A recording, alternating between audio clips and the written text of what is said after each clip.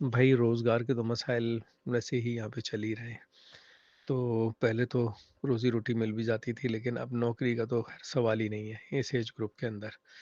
हमें एक स्कैम में हम फंस गए थे, बल्कि अगवा हो गया था मैं लाहौर तक। तो वहाँ से फिर हो गया, रिलीज़ हो गया, वापस आ गया। इतना ज़्यादा खर्चा नहीं हुआ, 1 लाख रुपए के करीब हो गया। कुछ स्कैम इस तरीके से निकला कि इंडीड इंटरनेशनल फोरम है, उस पे मैंने सीवी सबमिट की थी। कहीं से कोई रिप्लाई आता नहीं है, तो एक रिप्लाई आया जनाब कि you have been selected for our industry और दिस एंड दैट, के मस्कत बेस्ड इंडस्ट्री है और आगा खानी ग्रुप की है, और उसके लोकल पार्टनर यहाँ पे जो पाकिस्तान के अंदर हैं लाहौर में, मियाँ अयूब करके, और वो प्रिंस करीम आगा खान के कज़न की इन्वेस्टमेंट है। तो आप you have been shortlisted and selected, but you have to go for the interview for Lahore.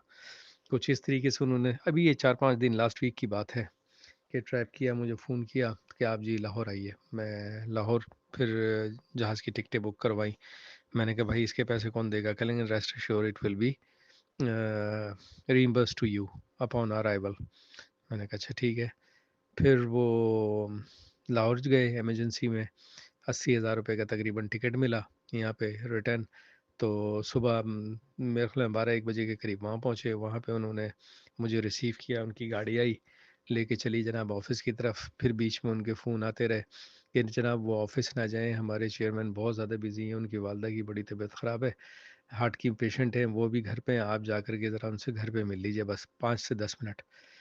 घर गए उनके, भाई थॉरो जेंटलमैन, ज़बरदस्त किस्म की इंग्लिश, ज़बरदस्त उर्दू, जैसे सीईओ वगैरह होते हैं किसी कंपनी के, उसी स्टाइल के, डैशिंग पर्सनालिटी। बातचीत हुई, चाय कॉफ़ी हुई, बिस्किट खाए।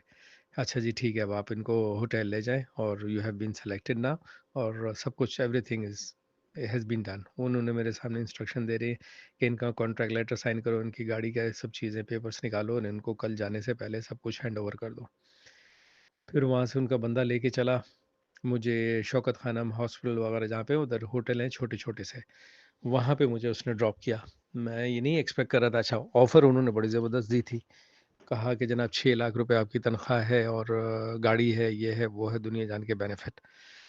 तो मैंने कहा ठीक है भाई, अल्लाह की तरफ से मदद आई है, और क्या चाहिए हमें? तो 2-3 लाख भी मिल जाते बहुत था, ना कि 6 लाख। फिर उसने होटल में छोड़ा, तो होटल का किराया भी वो मुझसे कह रहा है आप दें। मैंने कहा भाई आप देंगे ना, आपका मेहमान? कह रहा नहीं आप दें तो सही, आपको कल ऑफिस में जब हम बुलाएंगे सब कुछ आपका रीइंबर्स कर देंगे। 7,000 रुपये होटल का किराया दिया, एक रात ठहरे। अब उसने मुझे किसी से मिलने नहीं दिया। मेरे वहाँ पे दोस्त भी थे, तो उसने कहा नहीं आपका पता नहीं सेकंड इंटरव्यू अभी रात में होना है, 9 बजे होना है, 10 बजे होना है, आप बाहर ना निकलिएगा।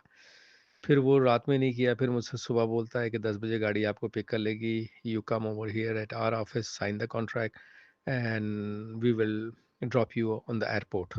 मैंने ठीक है। फिर उनकी तरफ से एक मुद्दा आया, मैसेज आया कि 3.5 लाख रुपए इस अकाउंट के अंदर जमा करा दीजिए। मैंने कहा ये क्या है भाई? कह लेंगे ये गाड़ी की रजिस्ट्रेशन है, ट्रैकर फ़ी है और इंश्योरेंस फ़ी है। मैंने कहा व्हाई शुड आई पे? ये तो आप करेंगे।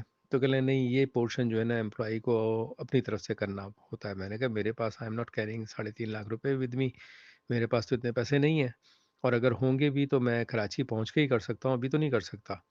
आप किसी दोस्त से कह दीजिए, ये कह दीजिए वो। मैंने कहा नहीं भाई इतनी बड़ी रकम मैं नहीं कर सकता। कह लेंगे अच्छा ऐसा कीजिए, आप 75,000 रुपये सिर्फ रजिस्ट्रेशन के दे दीजिए, बाकी वी विल सी लेटर।